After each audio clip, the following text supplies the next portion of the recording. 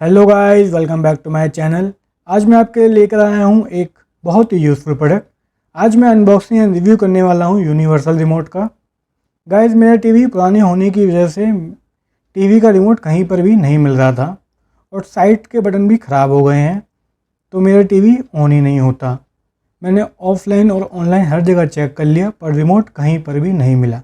तो फाइनली मैंने डिसाइड किया कि मैं एक यूनिवर्सल रिमोट परचेज़ करूँगा और फाइनली वो आज आ गया है। रिमोट कैसे यूज़ करते हैं मैं आपको सब बताऊंगा, तो वीडियो को बिल्कुल स्किप ना करें। बॉक्स के ऊपर आपको सारी डिटेल्स मिल जाएंगी और ये रिमोट कौन कौन सी टीवी को सपोर्ट करता है सब पीछे लिखा हुआ है। Nokia, Micromax, Thomson, Vu, Samsung, Sony, काफ़ी सारी टीवी को सपोर्ट करता है। चलिए रिमोट को निकालते हैं बॉक्स से बाहर।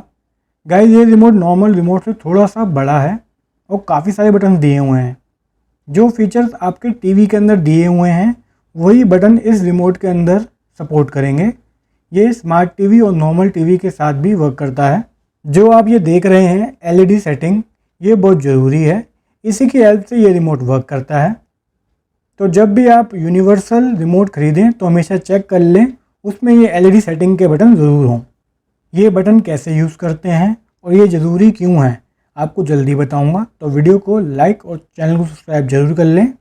आपको कोई भी डाउट हो, कोई क्वेश्चन हो तो आप मेरे से कमेंट बॉक्स में पूछ सकते हैं।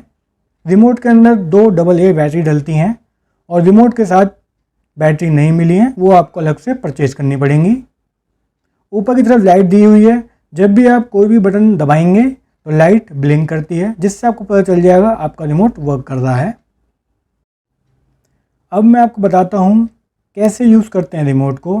रिमोट के अंदर आपको काफ़ी सारे बटन्स मिल जाएंगे।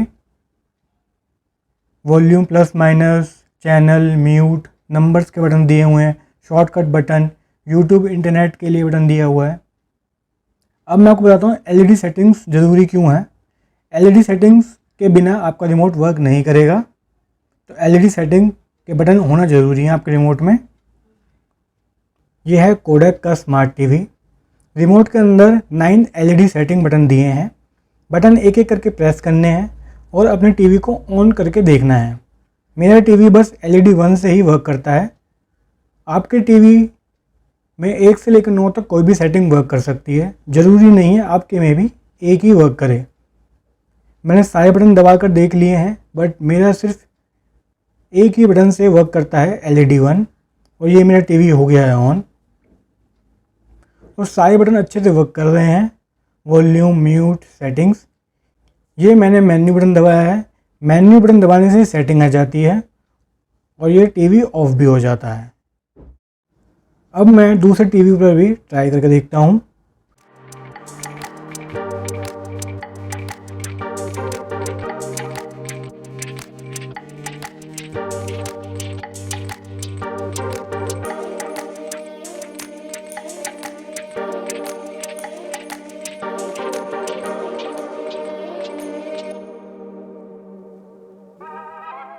दूसरे टीवी पर भी अच्छे से वर्क कर रहा है रिमोट। तो गाइस, आज की वीडियो में बस इतना ही। मिलते हैं आपसे नेक्स्ट वीडियो में। वीडियो पसंद आई हो तो लाइक, कमेंट और चैनल सब्सक्राइब करना ना भूलें। Thanks for watching and keep supporting.